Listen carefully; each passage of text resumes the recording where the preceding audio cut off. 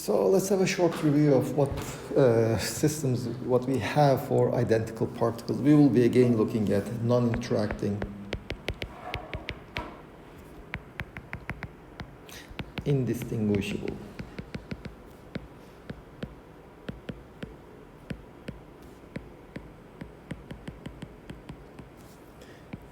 It's important that they are indistinguishable. Well, it is more than just identical. For example, in classical physics, identical particles can still be distinguished by following their trajectories. But here, even in principle, we cannot distinguish particles.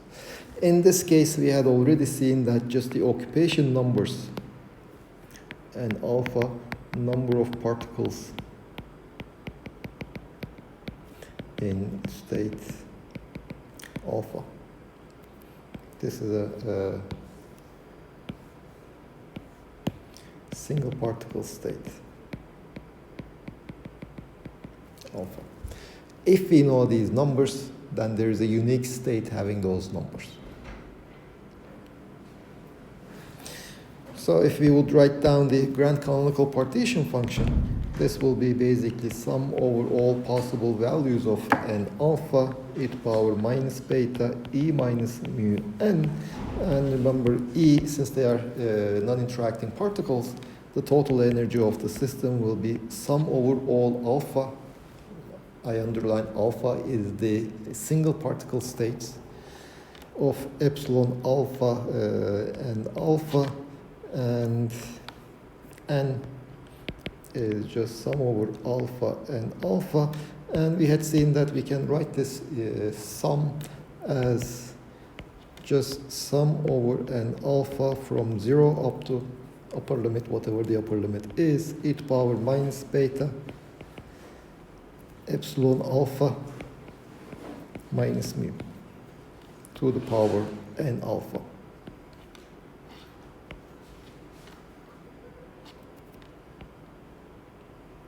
Product over all alpha. And well, the upper limit is for fermions, it is just 1. I can have 0 particle or 1 particle in every single particle state. For bosons, it is infinity. So this is just equal to product over alpha of, for fermions, we had 1 plus e to power minus beta epsilon alpha minus mu, and for bosons we had 1 minus e to power minus beta epsilon alpha minus mu to the power minus 1. And we wrote both of these results in general saying that, well, let's say the Q potential, which we had defined as the logarithm of the grand canonical partition function. Now, the product over all single particle states became just the sum over all single particle states of logarithm of 1 minus e to power minus beta epsilon alpha minus mu times minus 1 over a. A is equal to minus 1 for fermions, plus 1 for bosons, and 0 for Maxwell-Boltzmann particles. And we even said that this is equal to minus 1 over a, the sum over, well, let me write it separately, sum over all single particle states. We said that we could write it as g times d cubed p d cubed q divided by h cubed, which is, we can also write as an integral over all energy values of g of epsilon, where g of epsilon is the density of states.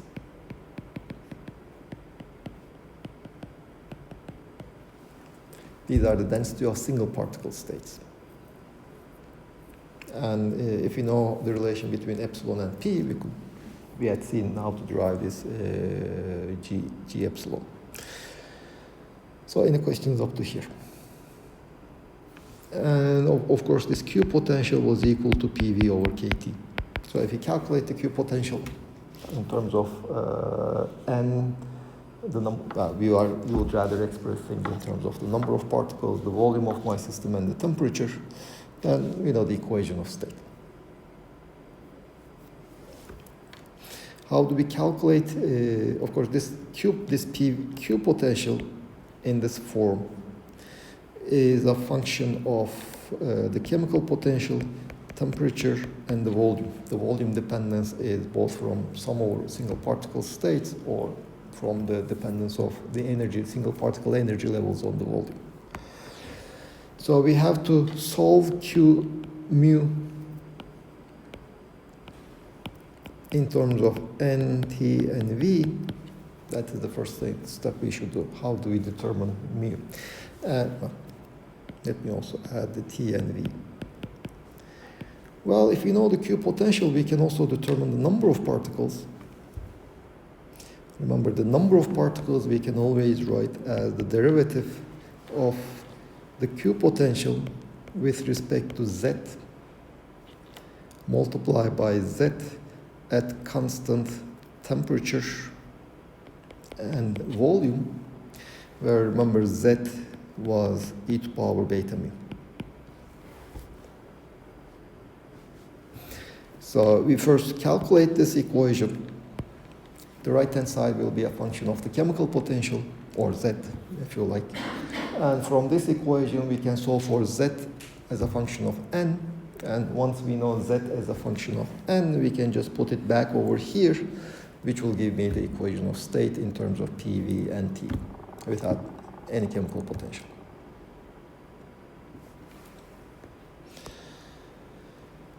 Well, first, let's see what this tells me. Remember, this is Q. And Q is minus 1 over A sum over alpha logarithm of 1 minus Z e to power minus beta alpha. This is my Q. Oh, sorry, this is A. There's A over here.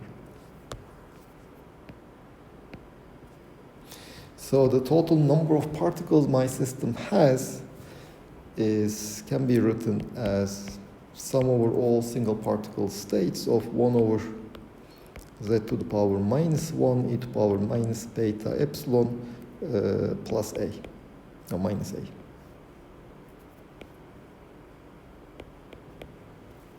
And if you just take the derivative of the Q potential with respect to Z, this is what you would get.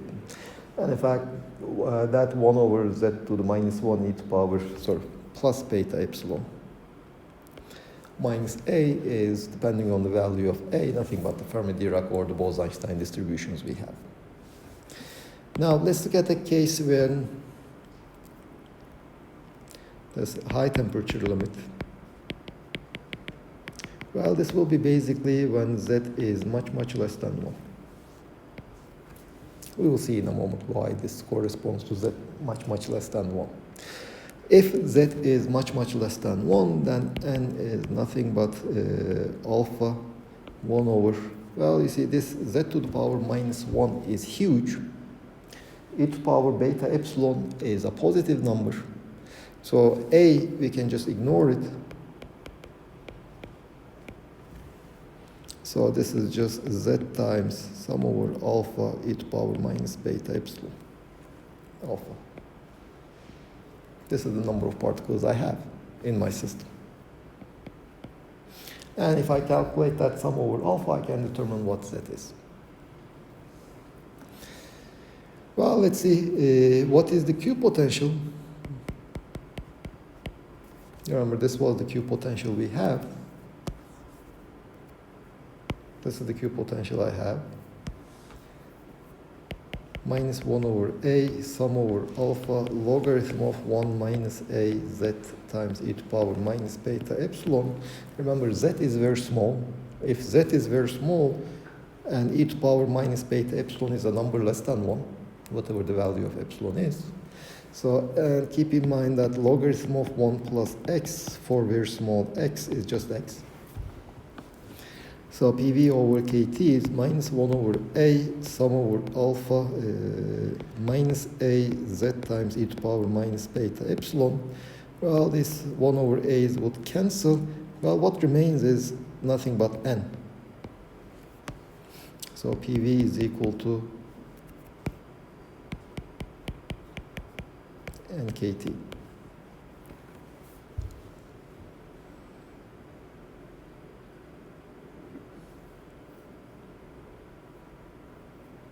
Well, this is, and well, one thing, it's independent of A. It's the same for bosons, same for fermions, same for Maxwell-Boltzmann particles. It's the classical equation of state that we have. Now, we are not interested in this one only. We want to calculate the first correction to this one. So Z is small, but what about the next correction?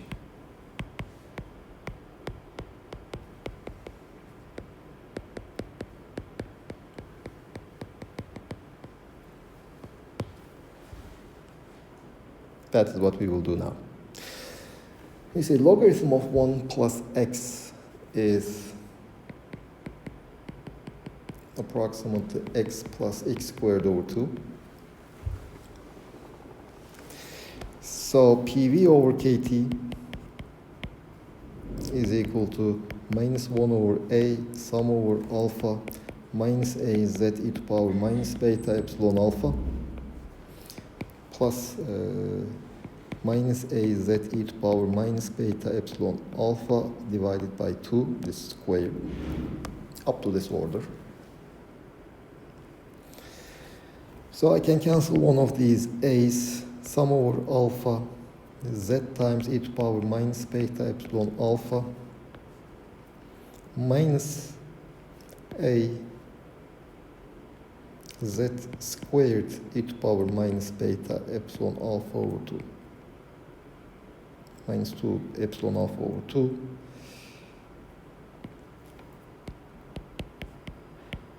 This is my PV over KT.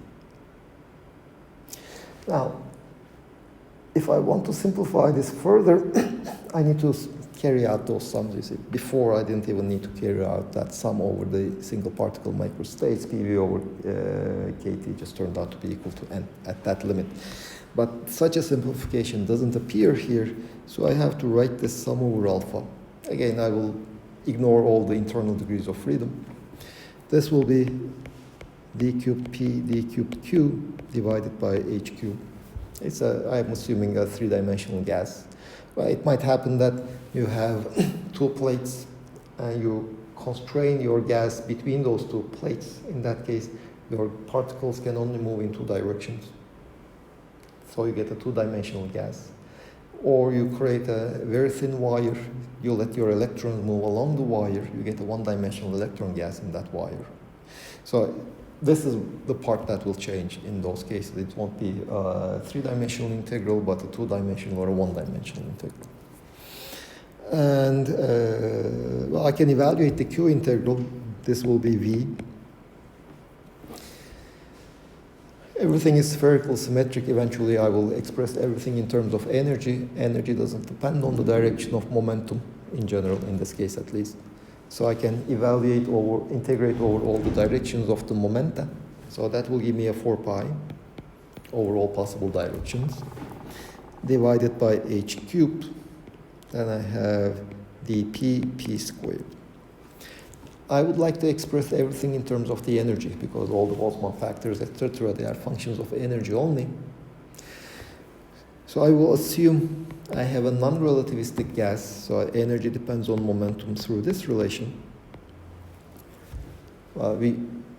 If we are looking at a photon gas, for example, that's a relativistic gas, so energy will not be just p squared over 2m, energy will be just p times c in that case.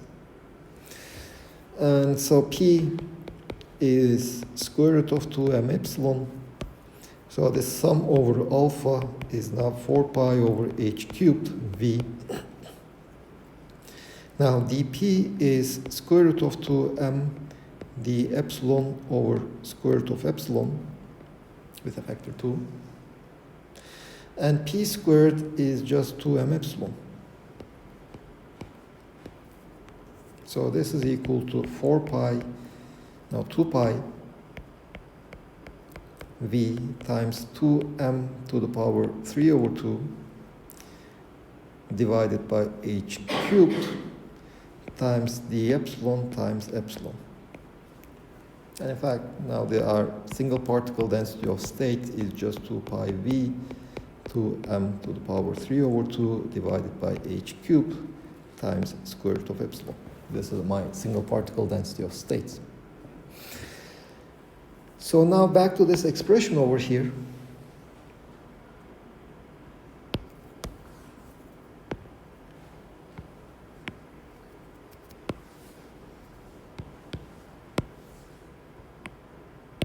This is equal to 2 pi v 2m to the power 3 over 2 divided by h cubed square root of epsilon. No. The epsilon square root of epsilon times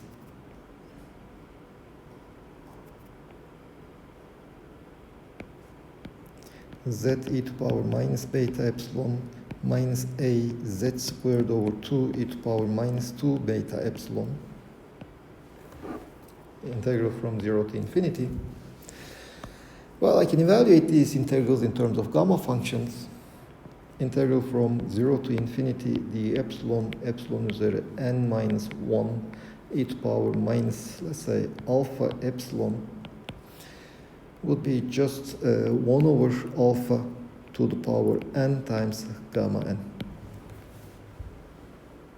This is essentially the definition of the gamma function. So if I go back, then PV over KT is 2 pi v 2m to the power 3 over 2 divided by h cubed. Well, the first integral is z,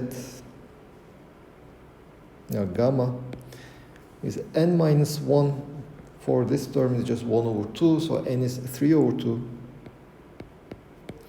Alpha is just beta, so kt over 3 over 2. And then I have the next term, minus a over 2. Now gamma n is basically still the same number. Now here the first term has a z, the second term has a z squared. Gamma is still the same number, gamma 3 over 2. The only difference is alpha is now 2 beta. So kt to the power 3 over 2 divided by 2 to the power 3 over 2.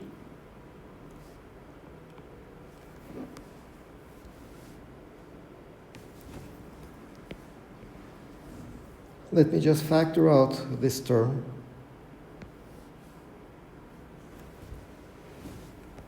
So I have 2 pi v 2m kt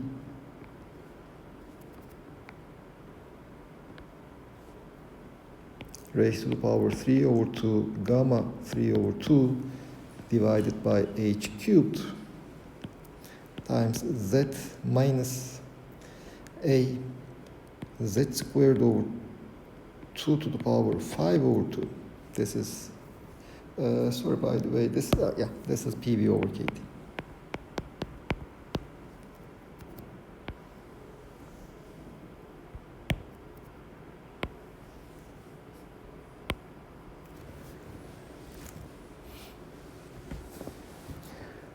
Okay, now if we can determine what Z is, I can determine what PV over KT is, up to first correction. Not the leading correction, but the next one. How do we determine Z? Well, this is my equation. I have to solve this equation for Z up to first correction.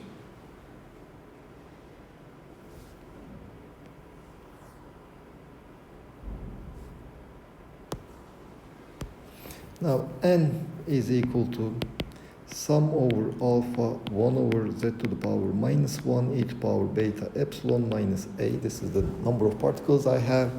Well, I basically do the same thing. You see, this is my density of states. I convert this summation over alpha to an integral over energies.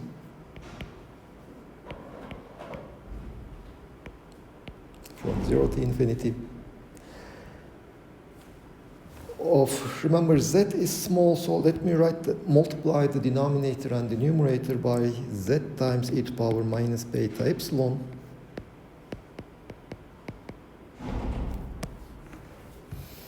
Now z times e to power minus beta epsilon in the denominator is a small number, because I'm already looking at the limit. Z is small, e to power minus beta epsilon is a number less than 1.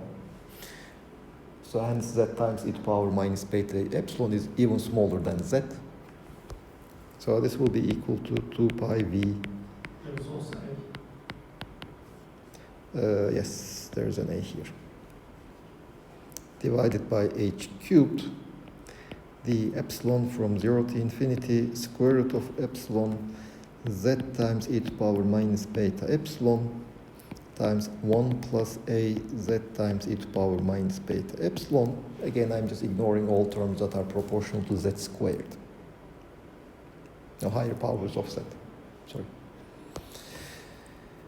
So this will be equal to 2 pi v 2m to the power 3 over 2 divided by h cubed. Now the first term is, well, just like the first term over here.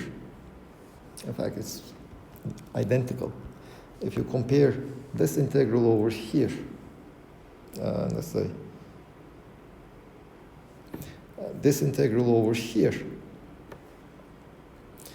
there's a sign change, and the second term has an additional factor too. I'm just comparing this term over there and this term, so that I can use this result straight away with the suitable corrections.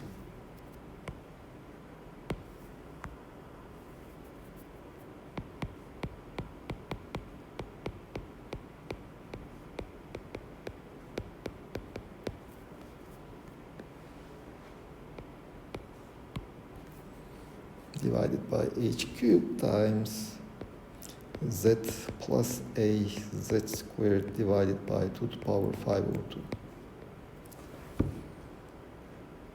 Hocam yine yapıyoruz geometrik seviyesinde. Here, yes. Just to make sure. You see 1 over 1 minus x is 1 plus x plus higher order terms. That's what I use.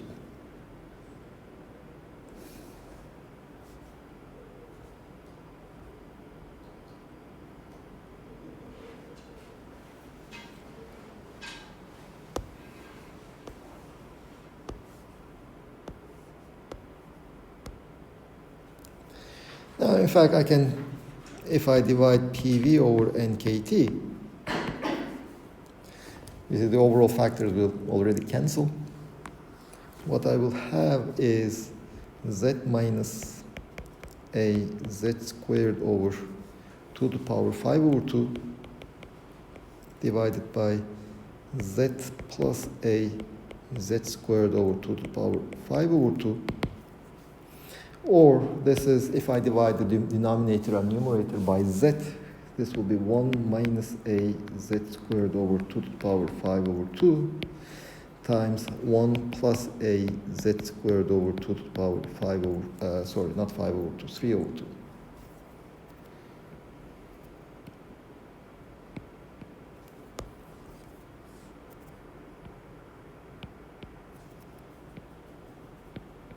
Three over 2 to the power minus 1, which will be approximately 1 minus a z squared over 2 to the power 5 over 2 times 1 minus a z squared divided by 2 to the power 3 over 2. Let me, if I multiply it, this is 1 minus a z squared over 2 to the power 3 over 2 minus a z squared divided by 2 to the power 5 over 2, plus higher order terms, of course, which I'm ignoring. So this will be 1 minus 3a z squared over 2 to the power 5 over 2.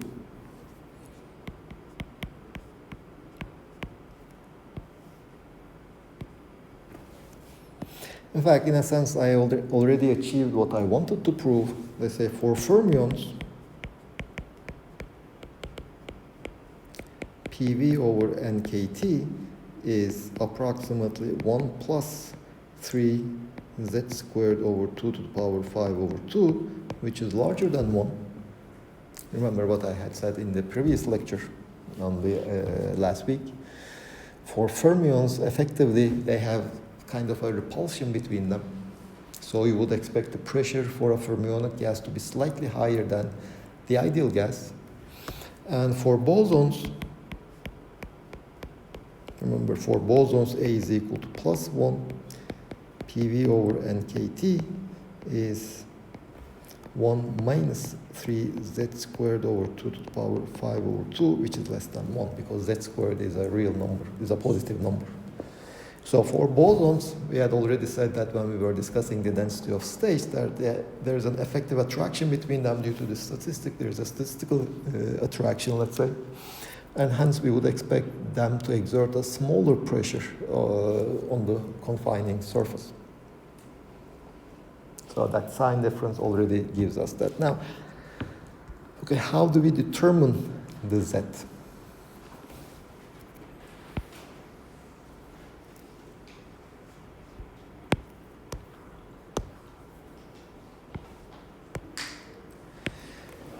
Now, all this thing over here is actually what we called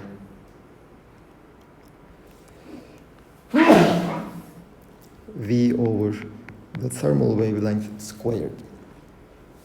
So this is n times lambda t squared is equal to z plus a z squared over 2 to the power 3 over 2. And in fact, the reason why I said that z, high temperature, corresponds to z much less than 1, you can actually see it over here. If you look at the left-hand side, this is the left-hand side is 1 over proportional to 1 over t to the power 3 over 2. So if t is large enough, the left-hand side is almost 0. So for this equation to be satisfied, then z should be very small. Z is given by n times lambda t cubed.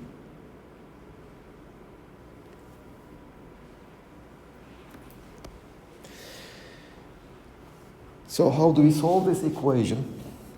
Let me call, I know that already if t is high enough, z should be equal to n times lambda t cubed. And let's say that I have 1 plus delta times n lambda t cubed plus higher order corrections. Let me write it in this form. Well, instead of 1, you can, no, this should be the expansion for some delta. Yes, I know that z, this equation already tells me that z is a function of n times lambda t cubed. Not t, not n, not v separately, but it's a function of that combination only. So I can look for a solution which has this form. There's the n lambda t cubed. It has, or let me write it in this form. At n lambda t cubed, at very high t, this is the dependence.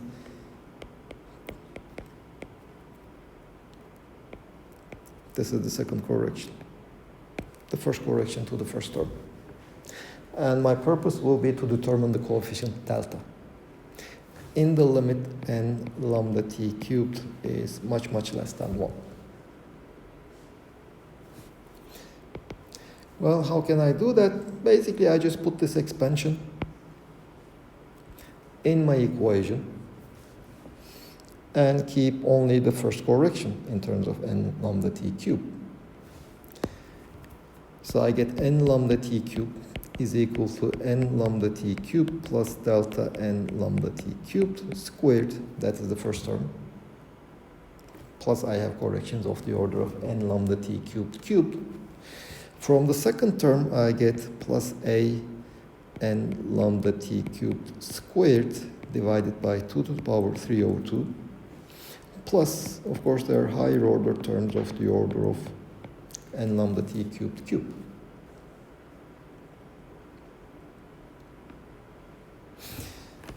So these two cancel, which tells me that delta is should be equal to minus a over 2 to the power 3 over 2.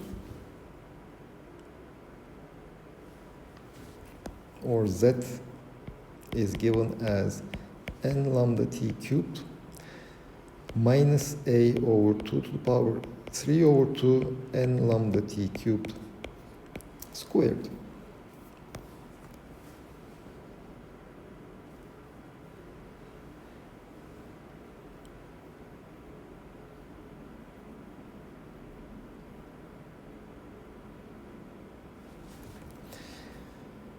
Now let's go back to what is our PV over NKT.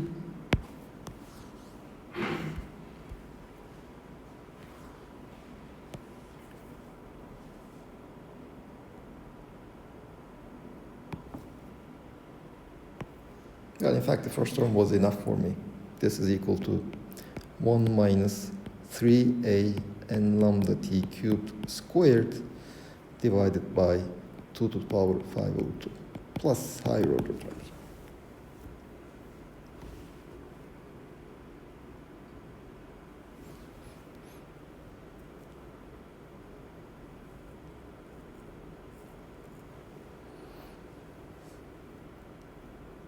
So any questions?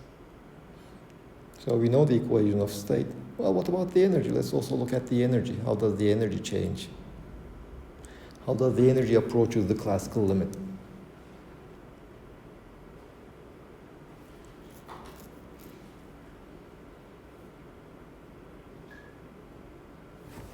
Well, the energy of the particle will be given by, of the system, the epsilon, g epsilon, times epsilon over z to the power minus 1 e to the power beta epsilon minus a. This is my energy dependence, which will be the epsilon, g epsilon, epsilon z times e to the power beta epsilon, times 1 minus a z times e to the power minus beta epsilon to the power minus 1, which will be the epsilon from 0 to infinity, the epsilon g epsilon, epsilon z times e to the power beta epsilon, 1 plus a z e to the power minus beta epsilon, plus higher order corrections, which will be equal to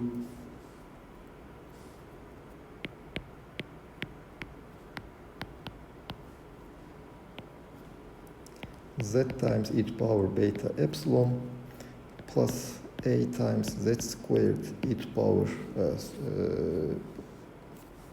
sorry, this is minus epsilon, minus 2 beta epsilon. Remember, we had the PV over KT. This was from 0 to infinity, the epsilon g epsilon logarithm of 1 minus a z to the power minus 1 e to the power minus beta epsilon. Remember, g epsilon is proportional to epsilon to the power 1/2. What does this tell me is that g epsilon is equal to, let me multiply g epsilon by epsilon. Now this is some constant times epsilon to the power 3/2. Let me take the derivative with respect to epsilon. Again, I will get 3/2 times square root of epsilon. Well, this is correct because square root of epsilon is equal to this is 2/3. 2/3 d by the epsilon square root of epsilon times epsilon. Because of this identity, I can write g epsilon in this form. And in fact, I think we had already studied this relationship between PV over KT and the energy.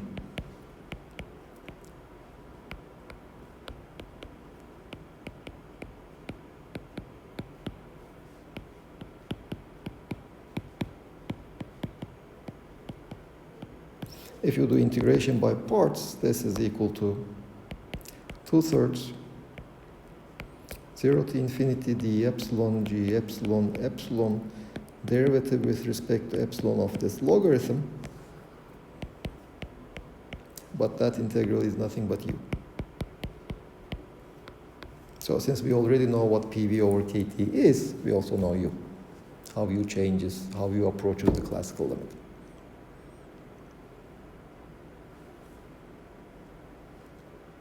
So at this, there is no surprises, let's say, at the high temperature limit. Now the interesting things will be low temperature limit.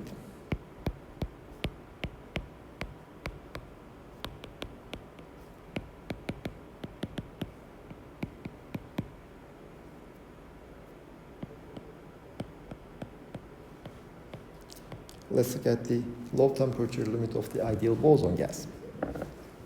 Because, well, the high temperature limit, both fermions and bosons behaved almost identically, and also Maxwell-Boltzmann particles.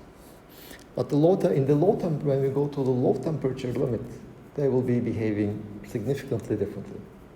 You see, when you lower the temperature, the system will try to lower its energy. The energy of the system will become smaller and smaller.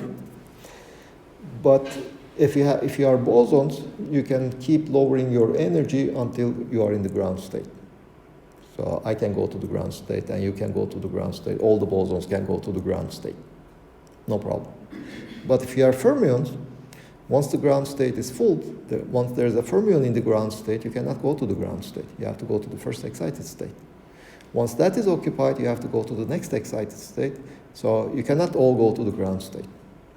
And hence, a fermion gas, even at zero temperature, feels that it has a high energy.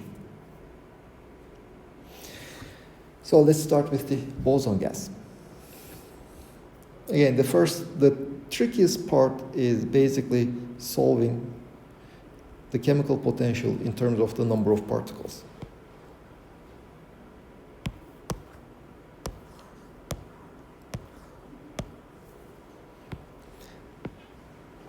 We have to solve this equation. For bosons, A is 1.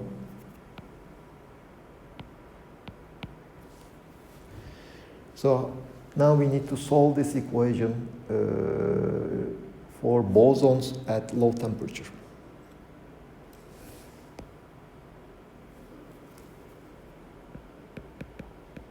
Remember, Z is e to power beta mu. So let me write it slightly differently in terms of mu e to power beta epsilon minus mu minus 1. So this has to be a finite number. So if there is a state alpha whose energy is equal to the chemical potential, well, this diverges.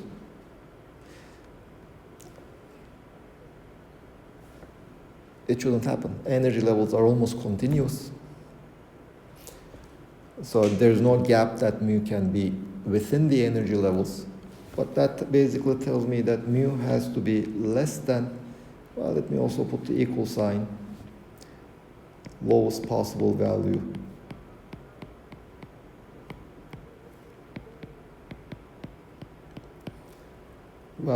of epsilon alpha. That's one condition I have. It should be lower than that. Otherwise, basically, that sum diverges. There's no way it will be finite. Well, there's another problem. Let me plot that. If you remember, we had also already considered this plot of 1 over e to power epsilon minus mu over kt.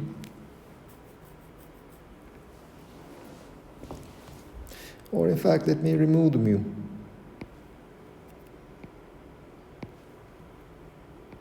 Let me look at this function. Epsilon takes values from 0 to infinity.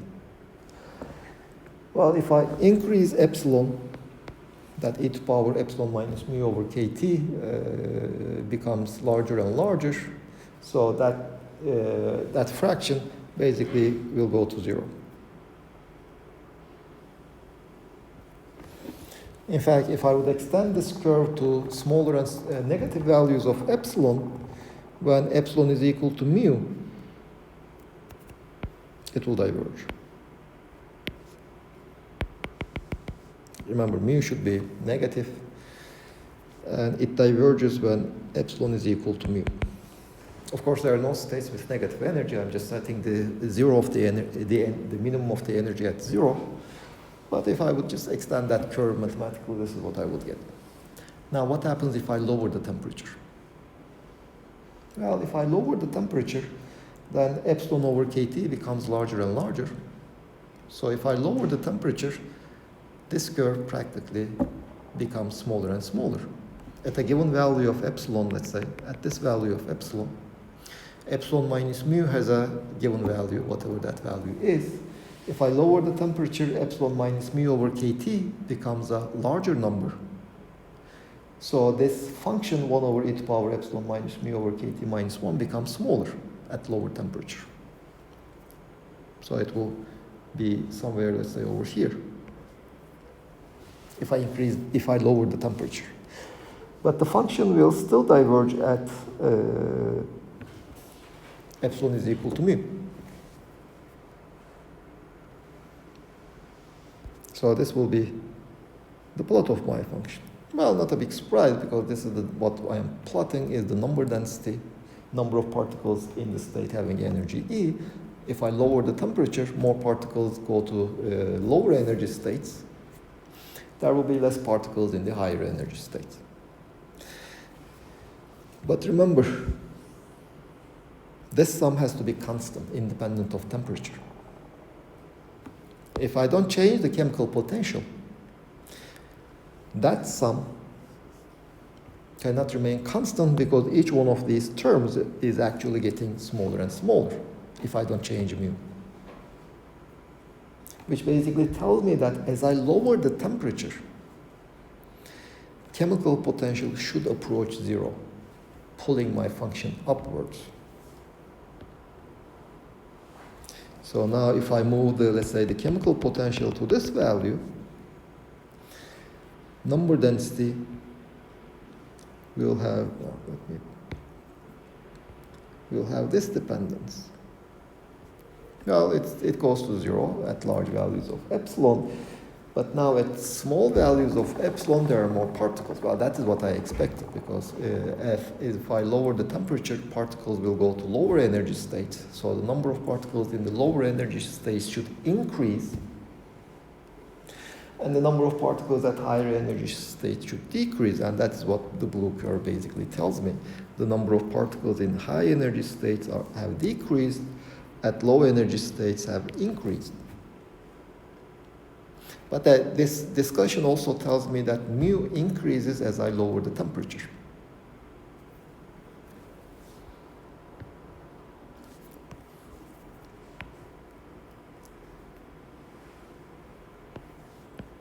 So if I would plot mu as a function of temperature, well, at high temperatures it will be negative. As I lower the temperature, I had already seen through this argument that I have to increase the value of mu. Mu should approach zero. So more or less this is how it will behave. The lower the temperature, the closer it will come to zero. Now the question is, will it reach zero value at some critical temperature?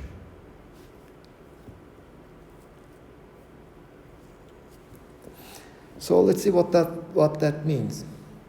You see, if, again, let me write this down.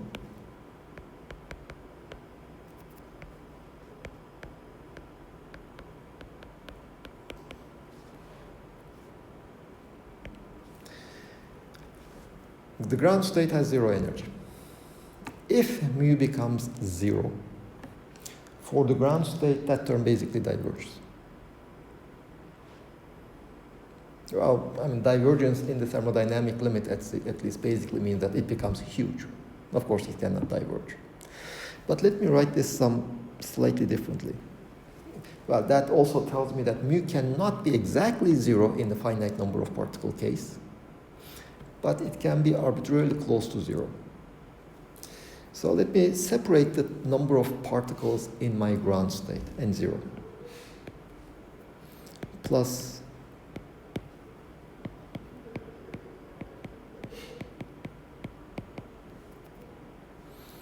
so n0 is the number of bosons in the ground state.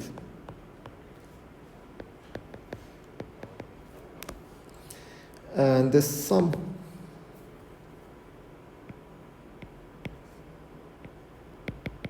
this is the sum over all states except the ground state.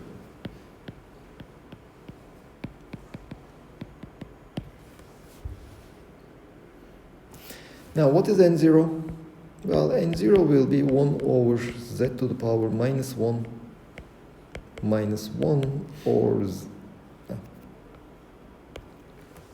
this is n0, or which tells me that z to the power minus 1 is equal to 1 over n0. Z to the power minus 1 is 1 plus 1 over n0, and z is n0 over n0 plus 1, or 1 minus 1 over n0 plus 1. Hocam, in our assumption, the ground state energy can be 0, right? Yeah, we define the ground state energy to be 0. That's our definition. We can always shift the energies. So that is why here I don't have any exponent. If the ground state energy had some, I don't know, some value epsilon 0, then all of this discussion we will be doing for the limit when mu becomes epsilon 0. Now, what does this tell me? It says z is again e to power beta mu. You see, mu for the if we are not in the thermodynamic limit, that's infinitely number of particles. N0 would be huge, but a finite number. So this is a number very, very close to 1, but not exactly 0, not exactly 1. So mu is a number very close to 0, but not strictly 0. In the thermodynamic limit, when the number of particles goes to infinity, the volume goes to infinity, etc., all the intensive quantities remaining whatever they are, in that limit we have mu is strictly equal to 0. Now this condition of n0 when is called the Bose-Einstein condensate.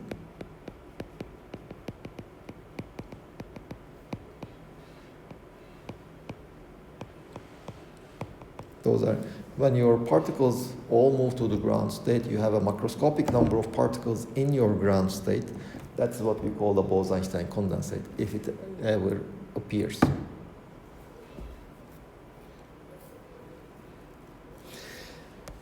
Well, let's see, how do we determine this critical temperature? Now, this is the equation that will tell us what the critical temperature is. Let's see.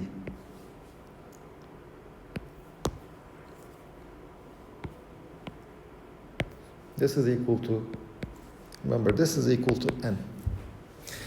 And this is equal to n0 plus the integral over all single particle state energies, density of states times over e to power beta epsilon minus mu minus 1. Okay, keep in mind that in that integral, you see, in the sum, I explicitly stated that the ground state is excluded in that sum. But in this integral, I don't make such a distinction. Well, it's not so important because basically g epsilon, remember, is proportional to epsilon to the 1 over 2. So it goes to 0. Even if it didn't go to 0, there's a single state over there. So that integral, the contribution to that integral from the energy value equal to 0 is negligible. So in fact, that was the problem with this integral expression. It just doesn't count the ground state. It's a single state. There won't be so many particles. In general, you wouldn't expect a macroscopic number of particles in a single state in general. So just omitting one state doesn't really affect the total number of particles. That is not the case for the Bose-Einstein condensate, because by definition, Bose-Einstein condensate is when a macroscopic number of particles goes to a single particular state called the ground state. So as you lower the temperature, what would happen is at high above for T larger than T critical, what we would have is N0 over N is almost 0. There will be some particles in the ground state, definitely, but most of them will be in the excited states. So at T is equal to T0, at T is equal to T critical, N0 is still 0, approximately 0. Mu is 0. That is how we define the critical temperature. So N is just from 0 to infinity d epsilon g epsilon divided by e to the power beta epsilon minus 1 beta c. This is the critical beta c. So the question is whether this equation has a finite solution for Tc or not. So let me make a change of variable. Let me call epsilon is equal to kt times x some number, some integration variable. I'm just making a change of variables. So what that equation tells me is n should be equal to kt times from 0 to infinity dx g of kt times x divided by e to the power x minus 1. This is T critical. You see, if that integral is finite,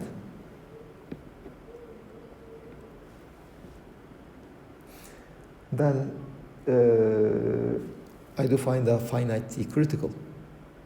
If that integral diverges, then T critical has to be 0. Let me look at the case where g of epsilon is proportional to epsilon to the power n for some n. For example, for non-relativistic particles in 3D, n is actually 1 over 2. That is what we had already calculated. Then n becomes ktc to the power n plus 1,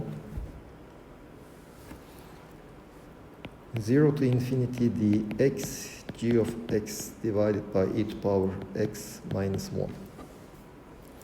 What I did here is g of ktc times x is ktc to the power n g of x.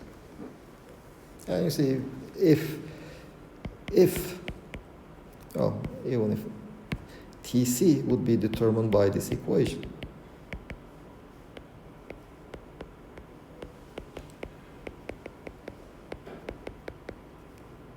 This is what will tell me what the value of Tc is. And in particular, if that integral is finite, then I get a finite number for T critical. All this Bose-Einstein condensation appears at a finite temperature. If that integral diverges, then n over a divergent integral will just give me 0, and hence T critical is 0. Only at 0 temperature, I have a macroscopic number of particles in the ground state. Or in fact, all of the particles will be in the ground state. Even if when I'm slightly above 0 temperatures, most of the particles will be in the excited states. Now, how do you determine whether an integral converges or diverges?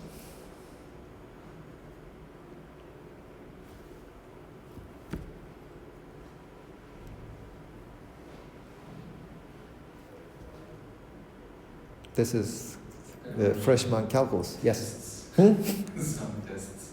Ratio test, for example, P test. Well, let's see. An integral can diverge. Either integrand diverges.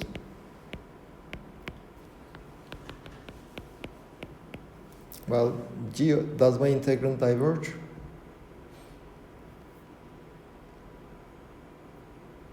Yeah, around x equal to 0, it might diverge because e to the power x is 0.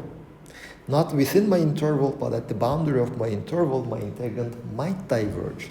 I'm saying it might diverge because g of x will also go to 0 at x equal to 0. It might diverge, it might not diverge.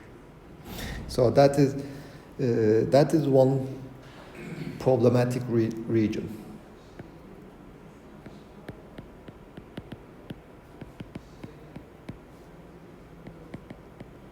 You said it might diverge or not because of the gx. Yeah. Depends on, okay.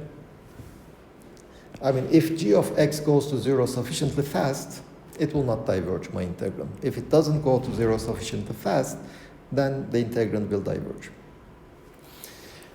Or integration region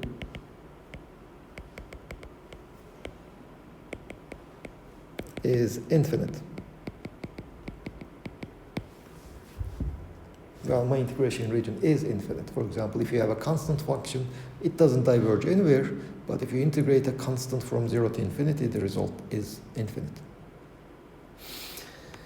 So these are the two cases where you would get a divergent integral. Let's look at these cases. So I have this integral. I might have a problem when x is close to 0. So let me write it let me divide my integral into regions from 0 to epsilon. Let me use a different symbol, delta. Delta is a number slightly larger than 0.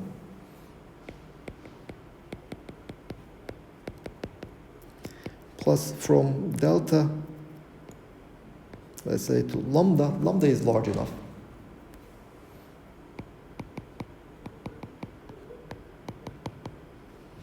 And then from lambda to infinity,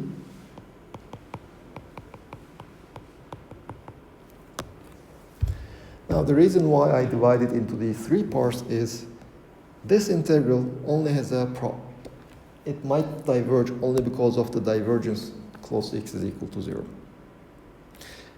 This integral is definitely finite. And this integral, if lambda is large enough, it might be huge. Well, e to the power x will be a huge number, so I can ignore the 1. So let me rewrite this slightly. Now, g of x is some constant times x to the power, remember this is my assumption, x to the power n. I'm very close to x, divided by, since x is very small, I can expand e to the power x. The denominator will be 1 plus x minus 1. This integral is finite. The remaining integral will be g of x e to the power minus x. Well, the exponents are always nice functions. As long as g of x doesn't increase exponentially. I see g of x, I had assumed that g of x is proportional to x to the n. G of x diverges for large values of x, but it diverges polynomially. This exponent goes to 0 exponentially. Exponential behavior always dominates the polynomial behavior. So this integral is also finite. I don't have any problem at large values of x. The only possible issue is from this integral. So the integral that I'm interested in is actually a finite number plus some finite constant times 0 to delta del x times e to the power n minus 1.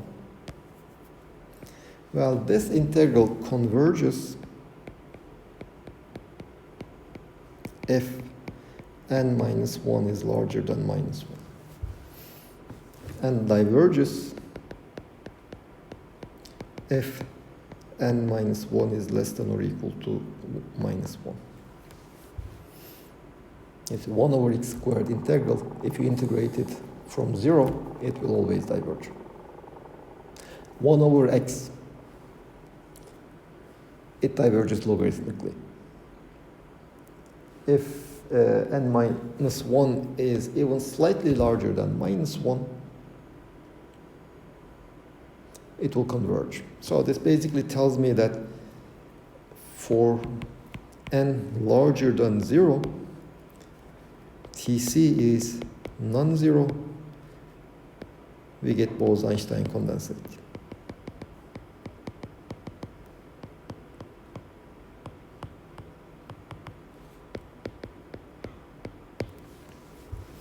And n is equal to 1 over 2 for non-relativistic three-dimensional particles. So three-dimensional non-relativistic particles, bosons, they will form a Bose-Einstein condensate at sufficiently low temperatures.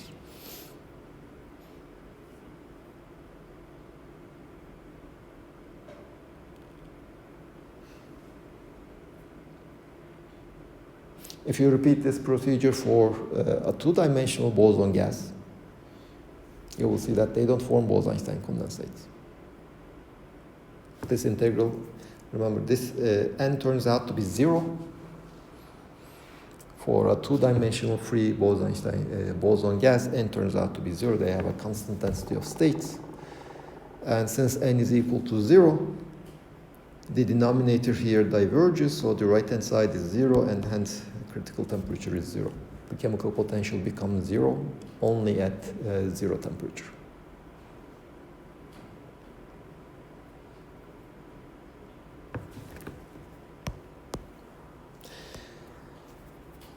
Now, before leaving, let me just look at one more thing. What is the ratio of n0 over n?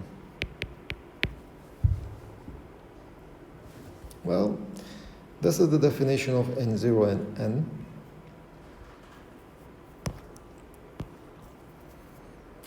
This is this ratio for T less than T critical.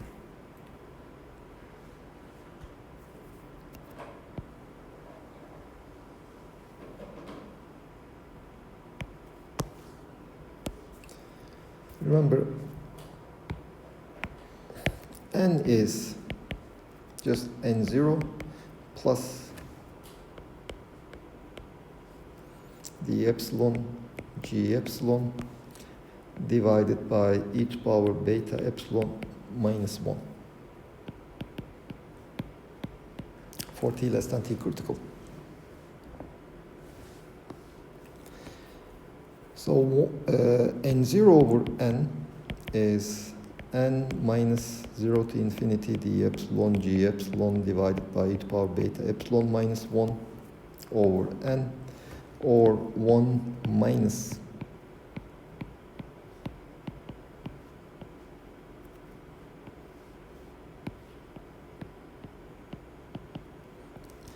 n is 0 to epsilon the epsilon g epsilon divided by e to power beta critical epsilon minus 1. That's how we define beta critical, when that integral is equal to the number of particles.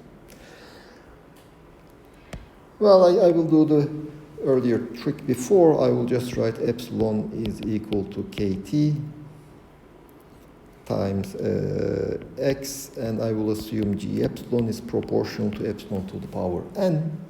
So n0 over n basically becomes 1 minus kt to the power n plus 1, 0 to infinity dx g of x to the power x minus 1 divided by k times t critical to the power n plus 1. The same integral.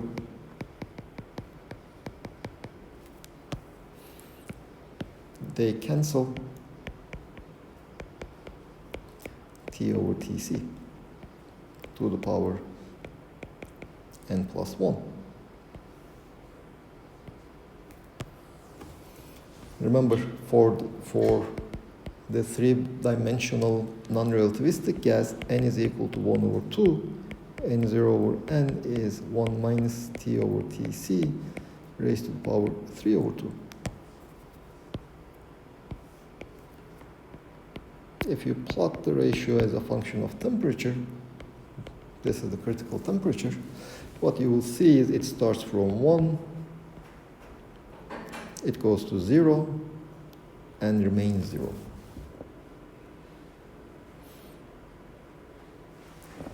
So if its behavior at T is equal to T critical is not analytic. Its derivative is discontinuous. N0 over n changes continuously, but not its derivative. This is a characteristic property of phase transitions. There is a quantity that changes discontinuously. And here in this case, remember when we were looking at the gas-liquid, gas-solid transitions, it was the volume per particle that changed discontinuously. But in this case, it's the number of particles in Bose-Einstein condensate, well, mainly its derivative, changes discontinuously.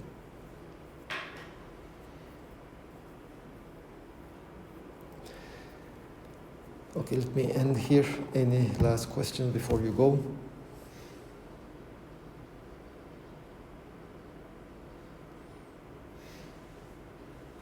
Then we will also look at how the energy changes, what is the specific heat of this Bose-Einstein condensate, etc.